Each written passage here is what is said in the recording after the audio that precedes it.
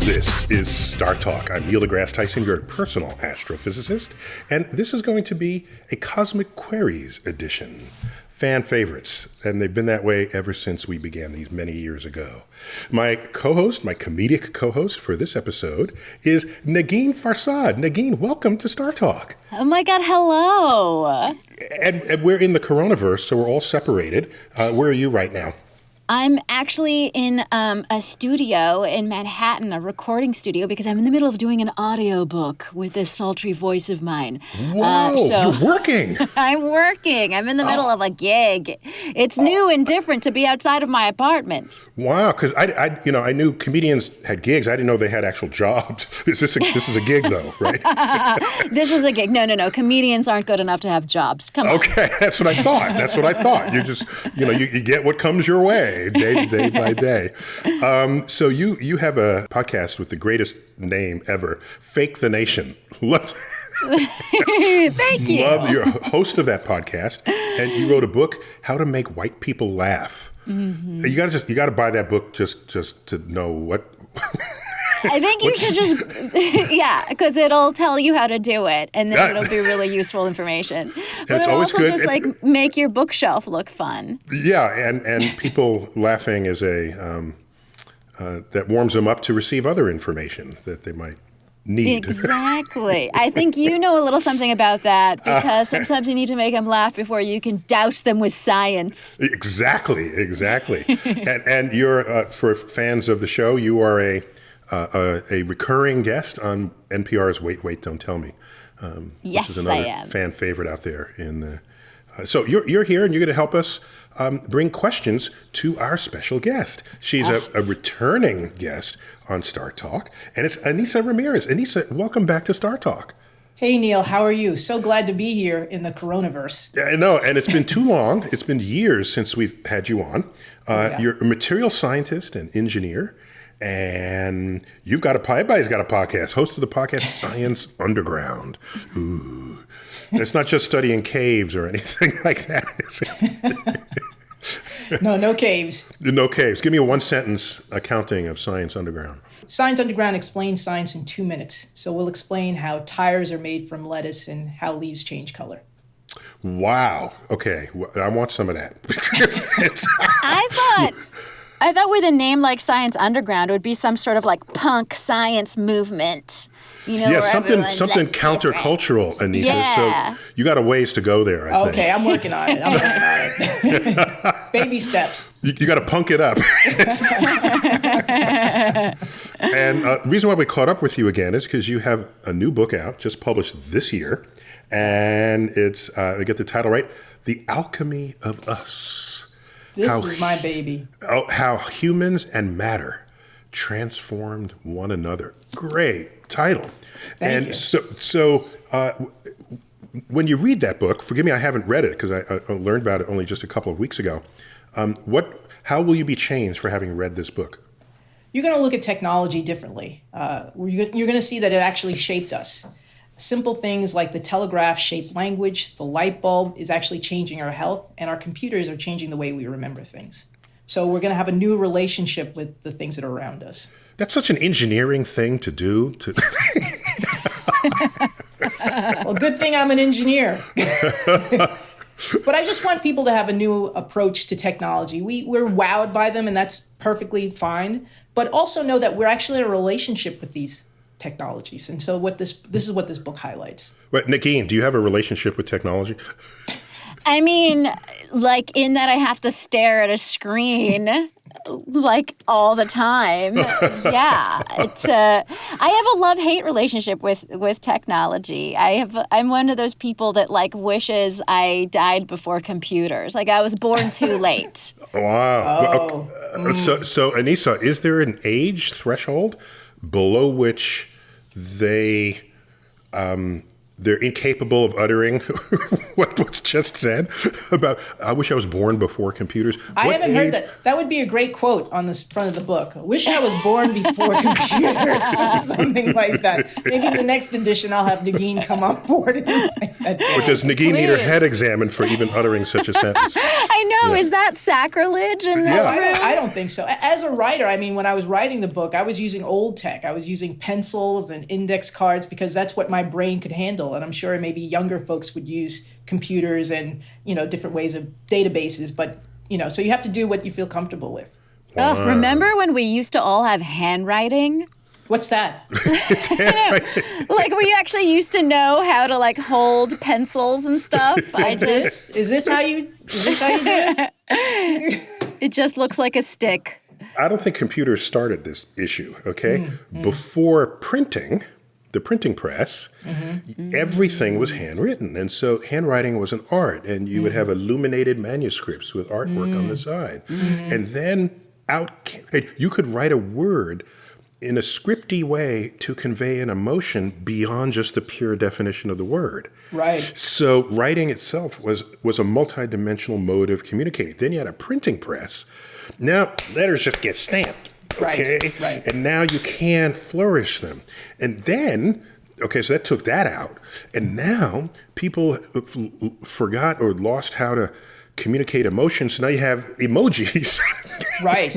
Well, that's one of the things I discuss in the Alchemy of Us, that we're actually losing our ability to empathize because, as you're talking about, these different layers of communication that we use are being removed as we move from the printing press to our computers today. And what we need to look at each other and also be able to communicate with our body language. So I'm totally on board with what you're saying.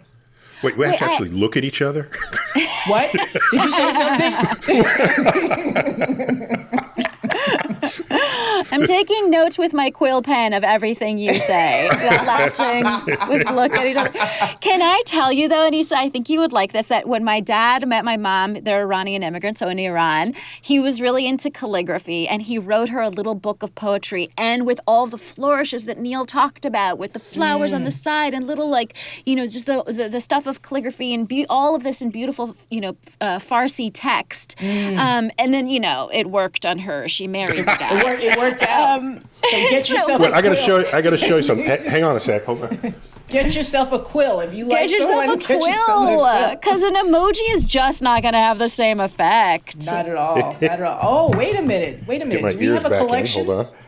So I love calligraphy and quill pens, and so I have a whole supply of them. Oh my God. Just for the the emergency case where you need to.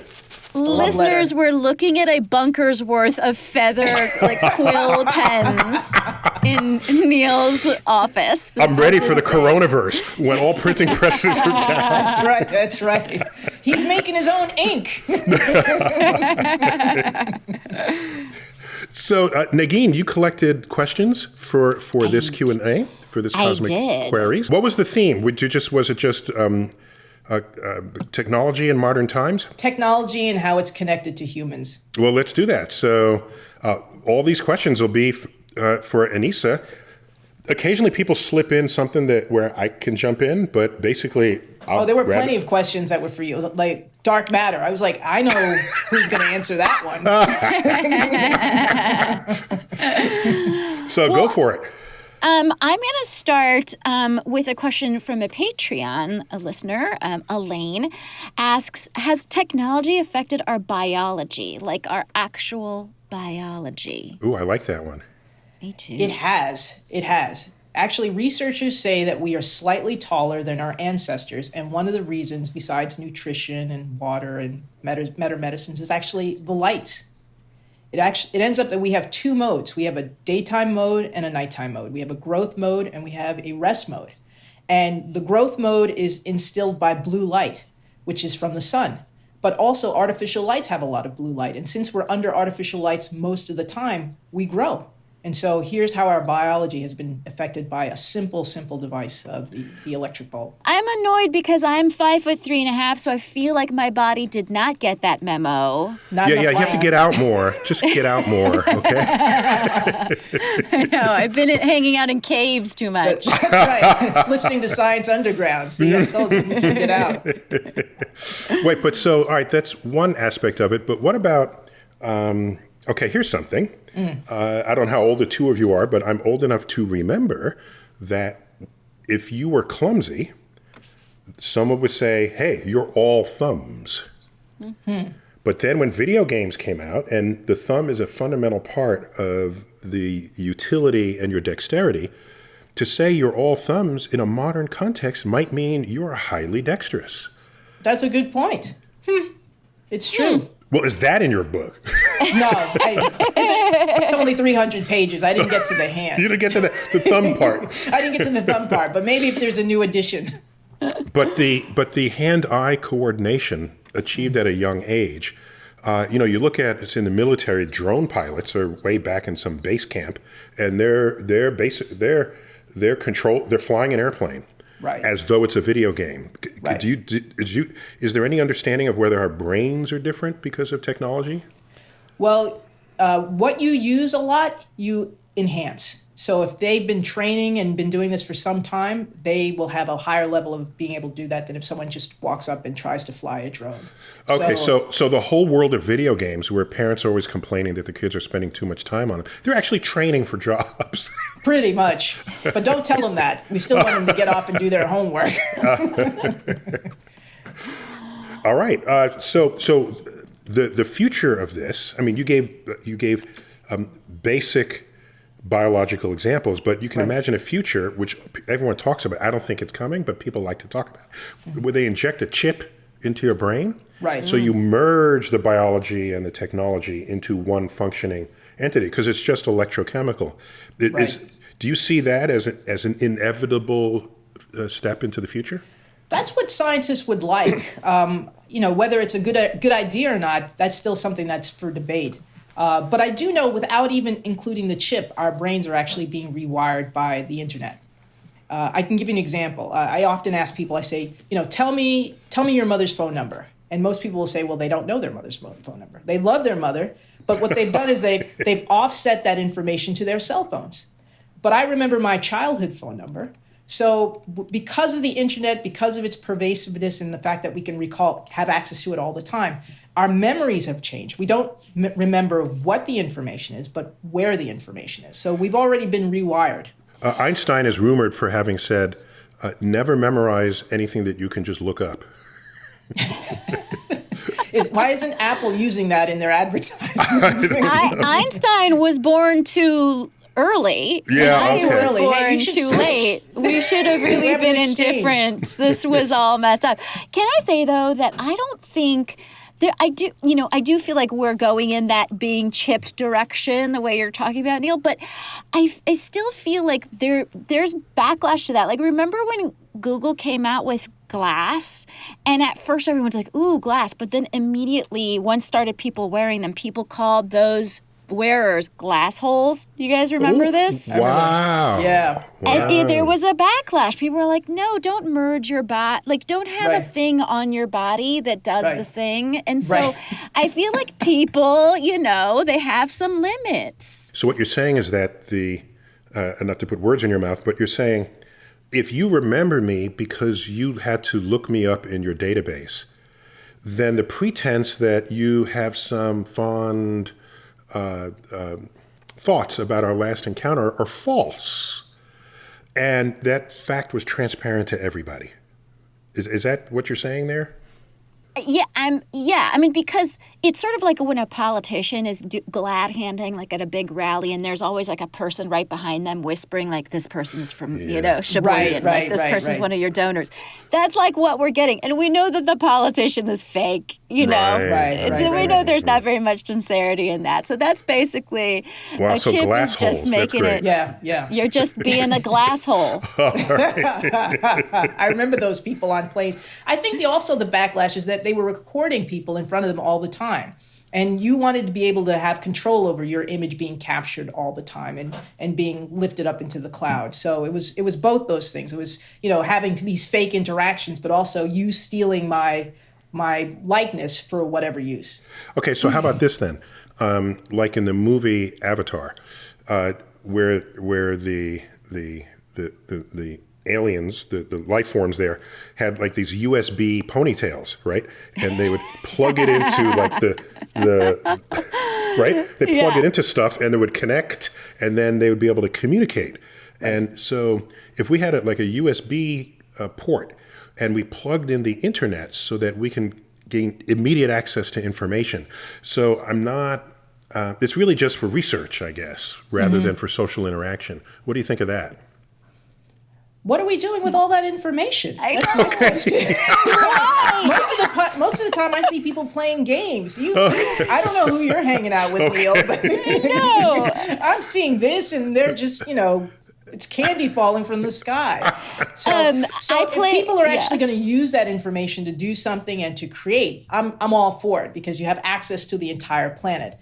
But we don't use the internet in a way that's actually meaningful. So that's the thing I push back with. I play this game with my friends called the Human Google, and it's essentially we have a conversation and never look anything up. We just try. We just try and remember. What a concept! It's called the brain or something. Wow. So I've always wanted to introduce something similar to that, not as severe, because Negin, you crossed over there. Over the top. Yeah. What I would do is you say, if an argument begins, someone usually quickly goes to their Google search, and I say, no, we should argue this for at least 10 minutes. Right. Forcing you to get to dredge memory, to figure stuff out, and you get to learn that whoever is the loudest isn't always the one who's correct. So you calibrate people's capacity to argue based on what they think is true. Right. This is very useful. So. Yeah. No, that's great. Because if you don't practice that, you're going to lose that ability. That's what we learn about the brain. The brain is this wonderful thing. It's called plastic. It will change. If you give it a new talent, a new skill, it will enhance it. But if you stop using that skill, it will lessen. Don't call my brain plastic. I'm sorry. I meant in a good way. Hey, man, your brain is plastic. It's nice. In a good way. It's a compliment. It's bendy. It's bendy. It means it's malleable. It can change and enhance. But if you don't use those skills, it'll also stay in a landfill forever. And float in the ocean. Dolphins will choke on it. So, guys, we got to take a quick break. When we come back, more Q&A for Ainissa Ramirez, engineer, material scientist on StarTalk. We're back, StarTalk.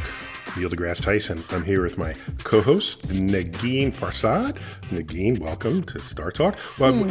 You tweet, I presume. What's your Twitter handle? My Twitter handle is @Negin Farsad, a name that is both easy to pronounce and spell. That is NEGINFARSAD on the Twitters. Negin I say Farsad. Things. Excellent. And Ainissa, you're our special guest today.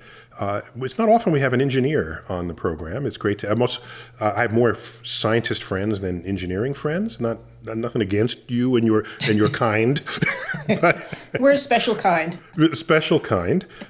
So we're discussing the ideas that are explored in your book. Give me the full title again here. It's called The Alchemy of Us: How Humans and Matter Transform One Another. That's a brilliant title. Can you see the cover kind of looks like the periodic table? This is a link to you. Oh, very nice. You see that? Very nice. AU, that would be gold. Hey, that's what I'm talking about. You're talking nerdy to me. AU Orium for gold. That's right. I feel alienated. I just want you both to know. Did we just leave you out of that? No, we're back. We will drift back, but only when we feel like it. Okay. So this is Cosmic Query. So Negin, you got another question for Ainissa? I do. We're going to take another question from a Patreon listener. Richard Russo asks, what would you say was the single greatest advancement in technology that propelled us further than any other? I love that question. Yes. Oof. It's a tough one. That is a tough one. And it's really down to opinion. And so as a material scientist, I would probably say steel. Steel allowed us to have railroads so that we can connect this huge country. Steel also allowed us to have tall buildings with skyscrapers. Before steel, buildings were no taller than 9 stories tall. So those two things, the railroads, skyscrapers, department stores, that's commerce. This small material made made this economy grow. So that would be my vote. So you couldn't build taller buildings because the structural integrity of what was used before, bricks and things, that's right, would not support the weight. You could use stone, but the rooms on the first floor would be very, very small because you needed a lot of stone to hold up all of that weight. But steel I live in a building where it's a stone building. Is that right? I look at the blueprints for every floor as it gets higher and higher. Mm-hmm. And in my apartment line, I say, hey, wait a minute, they got more space than we do. It's not their fault, it's architecture. But we have really thick walls and you can't hear the neighbors, so it works out great. Free war. So how about you, Negin? What would you think is the most important technology? Gosh. I mean, that steel thing really. By the way, when was steel created? Yeah. When did we date that? Steel's been around for a while. I would say the late 1700s. But the way to make a lot of it was in 1850. In the 1850s. That was Henry Bessemer. So then there was all of this stuff that happened before the 1850s and all this advancement. I guess, I mean, you sort of mentioned this before, Neil, but the printing press, I feel like that's a big one because people were like, oh, let's form a government. How would people even know what our Constitution is? We'll print it. We've got this printing press, right? And then are we just going to hand them out? Like brochures. What's a brochure? And then everyone was learning. Yeah. What's a newspaper? Well, I feel like that was a big one. Definitely the printing press. The printing press also helped to start religions. Martin Luther wanted to separate from the standard way of religious practice, and so he created these pamphlets, as you talked about. From Catholics, just say. Yes. I'm trying not to get attacked, but okay. I'm focusing on the technology. But yeah, I would say the printing press is definitely up there. I can say you're both wrong. I go way back. I'm a way back guy. Okay. I'm going to say the wheel and axle. Oh, man. Ooh. Tell me why. Well, because then you can move stuff. You can build stuff. What is this wheel? I haven't been outside. So, don't. Okay. Imagine life before the wheel and life after the wheel. You would say, hey, I'm living in the future. Look what I can do. As someone who has to stroller a baby through the streets of New York, the wheel does not always hold up against potholes. Oh, okay. So in terms I think of inventions, cavemen had worse than potholes in there. They didn't even have roads. They didn't have Starbucks. They didn't have anything. You're not like wheeling the way you do through like an airport terminal where it's like butter and you're just gliding through. Like that's not what it looked like for prehistoric man with their little wheels. Negin, you're not swaying the attitudes of Trog.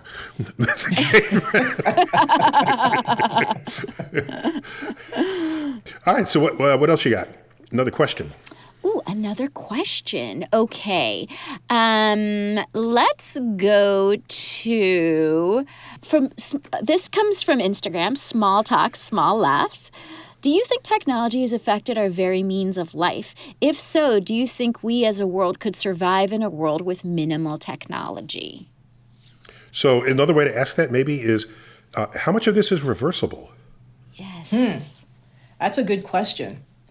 I think technology has always been important to us, starting from the wheel and from skins that we use. I'm with you now. Making tents, building fire. These are all technology. So technology has always been important to us. But right now, how much is reversible? I was okay in the 80s. But I don't know if I could live in the 80s right now, or, with less tech. I wouldn't be able to connect with my friends. I wouldn't be able to go to the bank.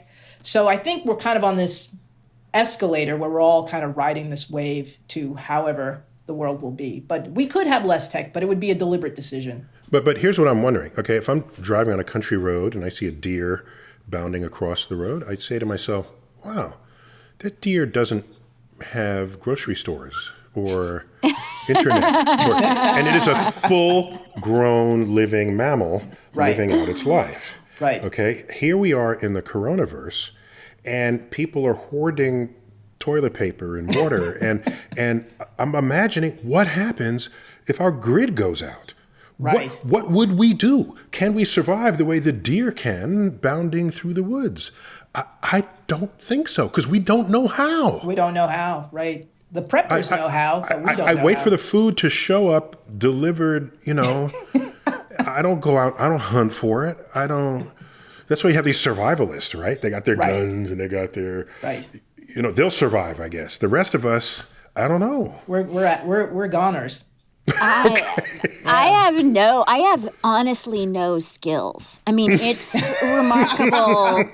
It's remarkable that I can barely get the cap off of a soda, Wait, but Negin, ever since the earliest days of royalty and the like, there's always been a need for comedians. Right. And I think because you can make fun of me as I can't get a cap off of a soda. Like, that's what I'm good for.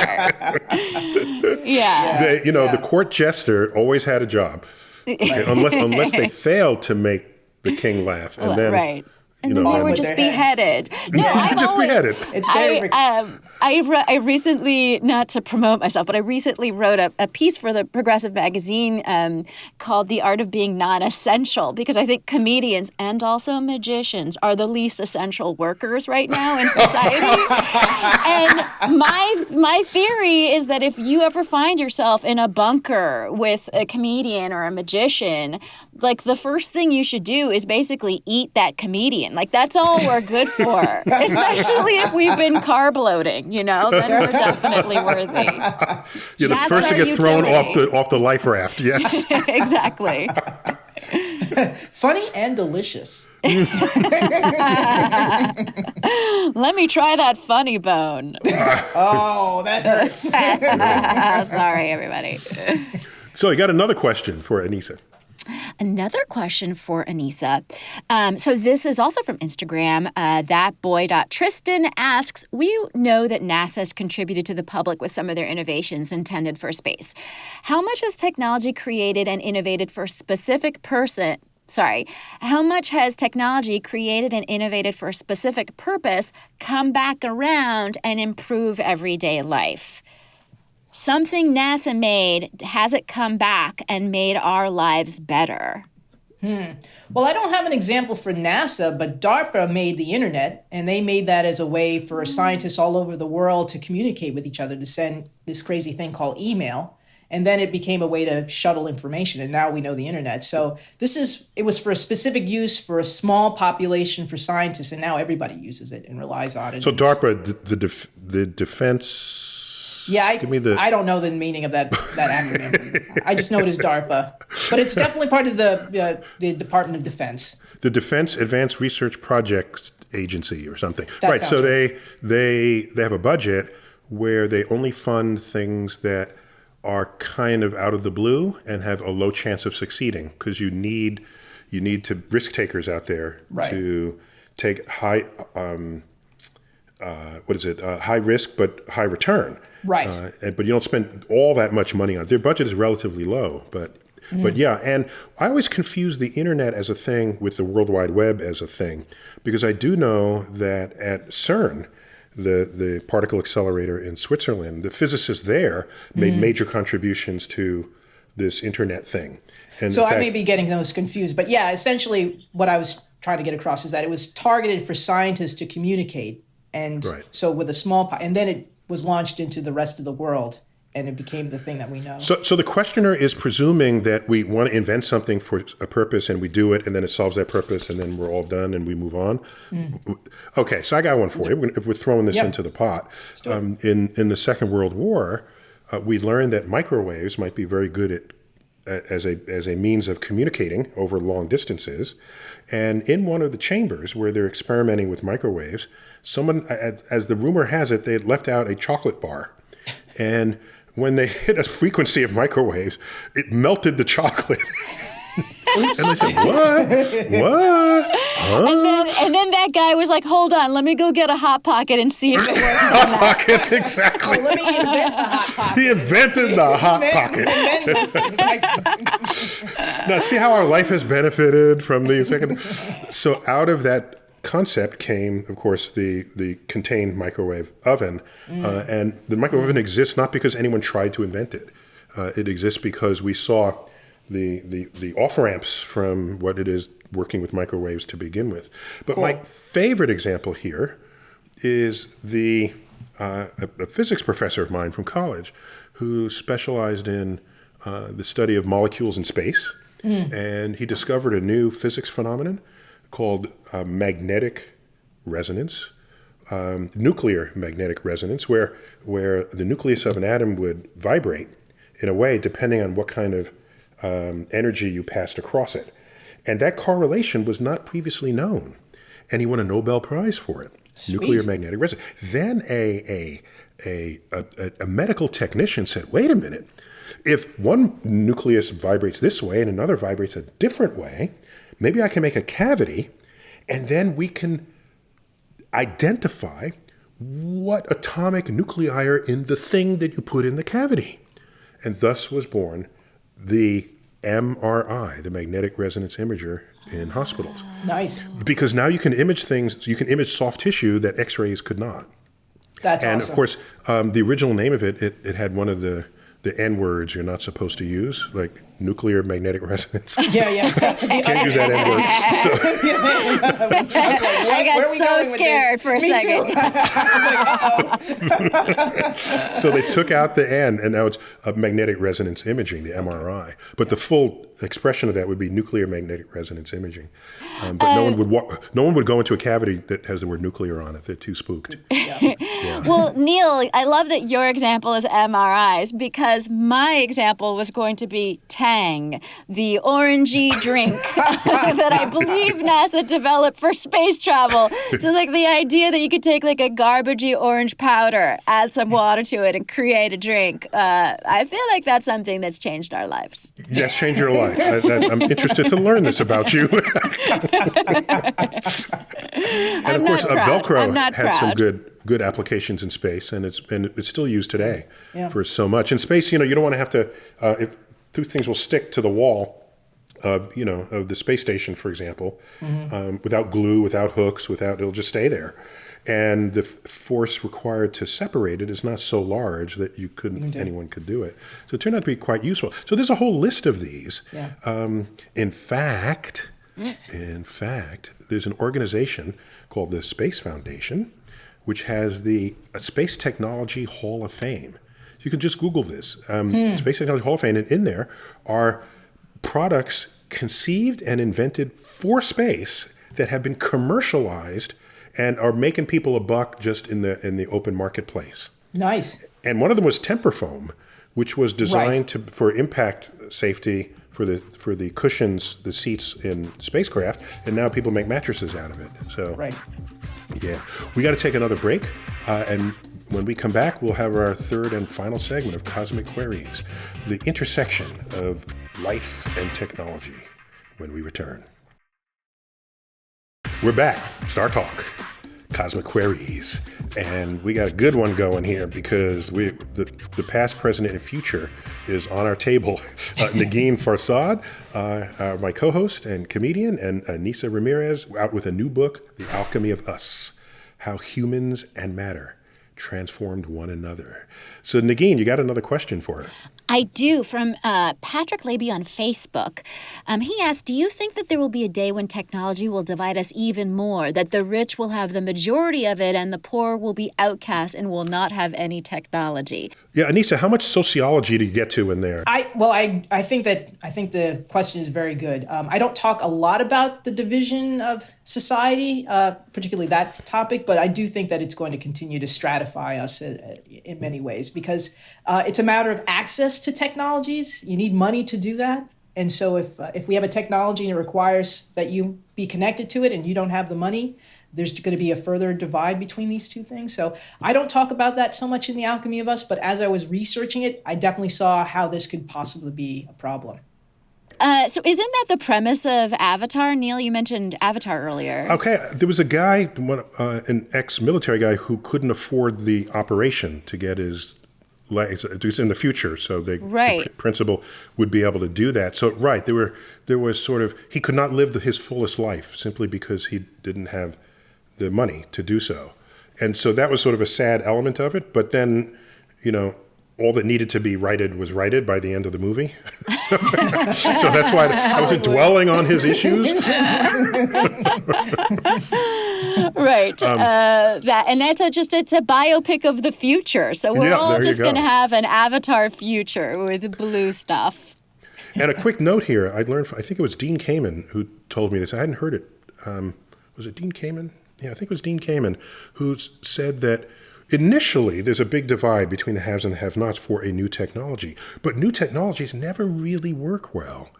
All right? And so by the time they work really well, their price has dropped, and the company gets wealthy, not because they're selling it to rich people, but because they're selling it to everyone. And so now that everyone has a cell phone, a smartphone, basically, you're not looking, they're rich, they have a smartphone. No, everybody has a smartphone. Right. And so, except for the poorest of the poor.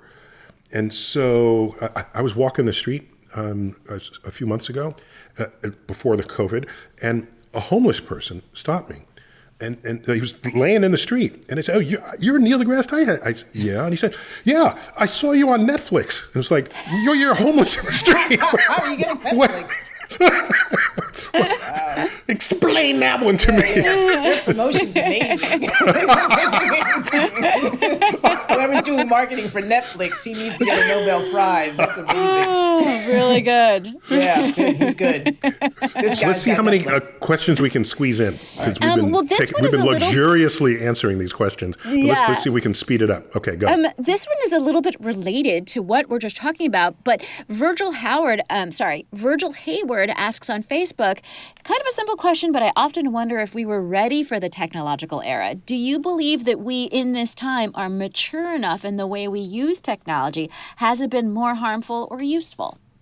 Ooh, good one. Ainissa. I don't know if it's a matter of maturity. I don't think we're fully informed. So some of the devices that have come into our lives, we didn't know that we were actually giving away some of our privacy. I think that if we knew about that to a deeper extent, then we would make different decisions. Like having those devices that record us, and we can have a voice command. They're also recording us at the same time, and that information is being stored. Maybe if we knew that in much more detail, we could make different decisions. So it's not a matter of maturity. I think people are mature. I think they don't have all the information. So disclosure is a thing. Definitely. Okay. But isn't there a thing where we're so addicted to our phones because we're sort of the guinea pig cohort, and we don't know how to put them down or how to modulate our use of them because we're dum-dums and it came to us too early? They also have designed these things to be addicting. They know that our brains get fired up when we see things that give us a sense of success and award. So that's the reason why we get pulled in. So we may not be the most disciplined, but it's also that the apps and the like are also taking advantage of that. Right. So any country that wanted to take over another country, just hand them free apps that'll addict them, and they won't even know you're coming. I think that's happening. You weren't supposed to say that. Sorry, I didn't say that. You didn't say that. No. Scratch that. We'll cut that out in the edit. Yes. Okay, got another question. This is also from Patreon. Woody asks, and I love this because I have questions about conspiracy theories myself. Are 5G conspiracy theorists just Luddites, and where does their ideology fit into how technology shapes us? Ooh, I don't want 5G people coming to my house. So I'll just say that we need to learn much, much more about the connection between health and 5G and the thing. And a lot of people are always attaching to that new thing so that they can attach their conspiracy onto that. But there's still a lot more. What is the fear, in case listeners don't know what the fear is about 5G? That birds are going to die. What have you heard, Neil? I've heard just things about our health. Yeah, like you said a moment ago, it's driven by ignorance of technology. Any new technology, if it's not fully explained and people don't take the time to sit down and recognize how it works and why it works, you still have people today who put food in their microwave oven and say they're nuking it, as though there's some kind of nuclear radiation going on in there. And that's not the case. It's just simple microwaves, which you use every day when you use your smartphone. The different frequencies, of course, but the China pioneered 5G the way we in America pioneered 4G LTE. We pioneered that, which enabled all kinds of streaming that wasn't previously available. Whole companies rose up within the marketplace, exploiting the bandwidth that provided. So 5G would take that yet another notch. Except we didn't pioneer that technology, so people are a little spooked. China spook people, and so. Getting back to the specifics of the question, do you see technology as more susceptible to conspiracy thinking than other aspects of our lives? I think so, because it's so complex and people don't understand it. If I said, the light bulb is coming into our homes, it would be a little bit of an extension of what life was like before with gas lamps and the fireplace. And you're like, okay, I don't know about a conspiracy here. But now with these technologies that have tons of code that's so distant and so unfamiliar, it's easy to latch on to something unfamiliar and say, okay, well, this is the cause of my ailment or what have you. So we can expect this for every wave until the technology is so absorbed that it's just commonplace and no one thinks about it anymore. Or if we start explaining it. That could be the other.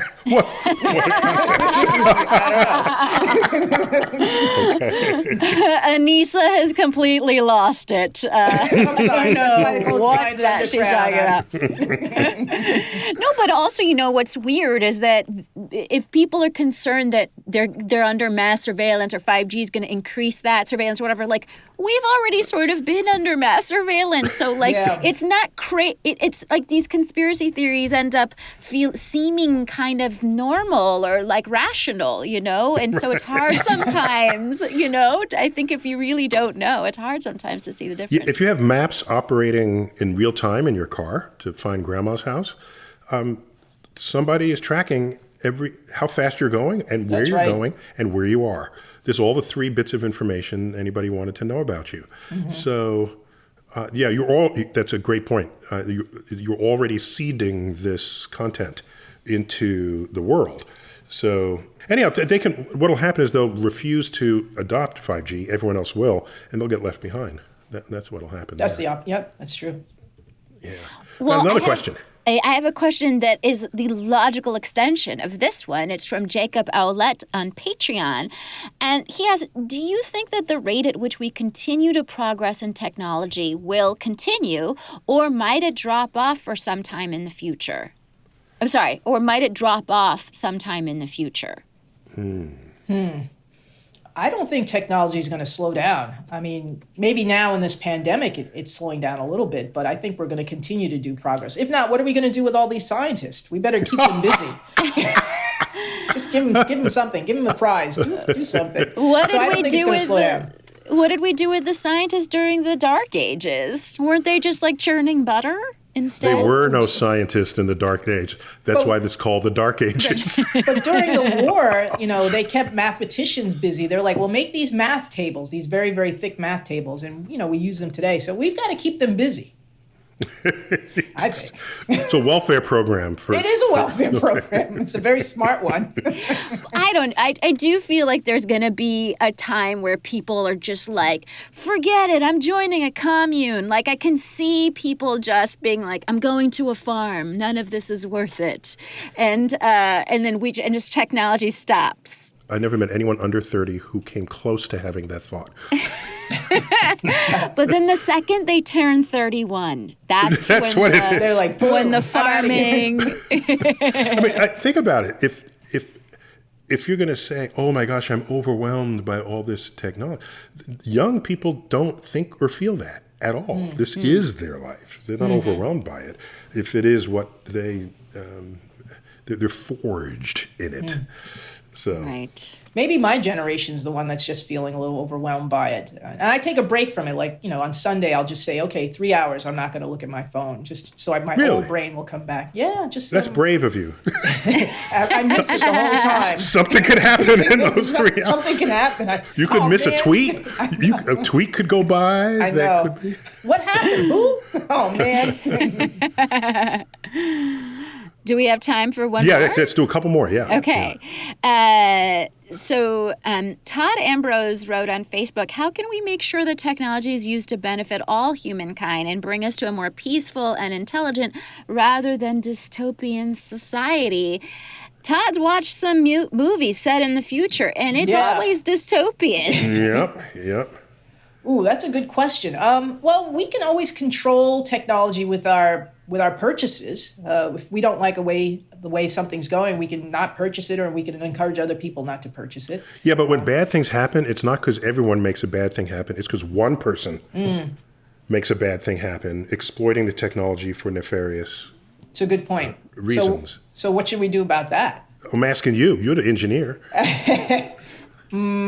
I think that we should keep an eye on each other. I also think when we make technology, we often think that it's going to be used in positive ways, and we need people who do bad things to look at a technology and show us, okay, how is this going to be used in a bad way, and then put some fail safes in it to just kind of stop that. So it's like a hackathon where a hackathon, exactly. Yeah, if I have a secure system, I invite in the world's best hackers, see if they can hack into it. Try it. Okay, we'll fix that. There's a hole. And whoever hacks in, they get a reward. Absolutely. Yeah, and now that bulletproofs my system. Okay, so we need more of that. I think we need more of that for all devices. But I also think like fashionability and trends, there's a cultural pressure on certain technology.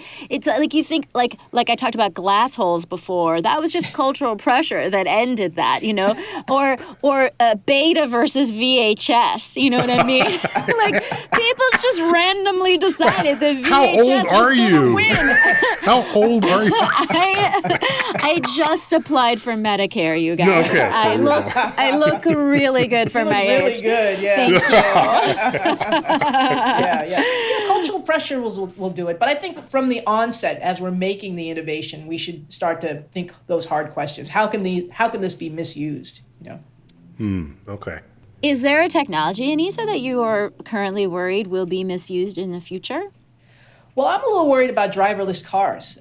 They are being sold as wonderful ways to take us to places, and I think that's great. But they're actually ethical decisions that are being made in the algorithms. So when the car is at a place where it can possibly have an accident, it will make a decision who it's going to harm.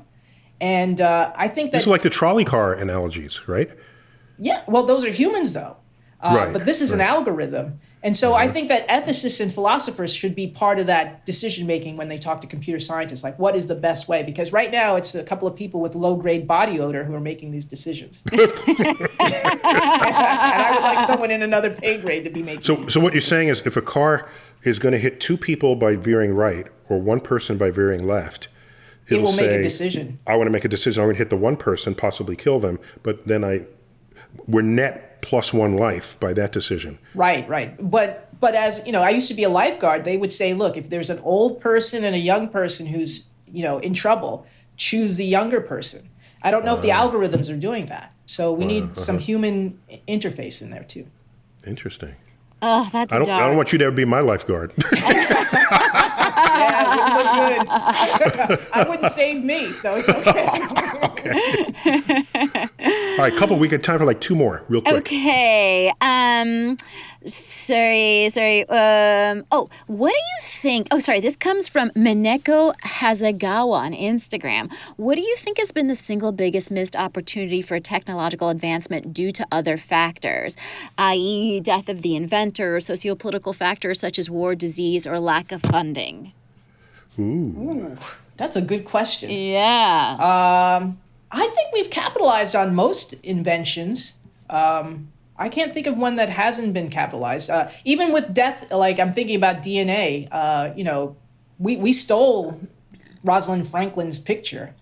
So people always capitalize on inventions. I can't think of anything off the top of my head of where there was a lost opportunity. Just to clarify, Rosalind Franklin was sorry, a co-discoverer of the DNA and had this wonderful picture that explained how things were arranged. She had it to the side. It was actually taken, for lack of a better term.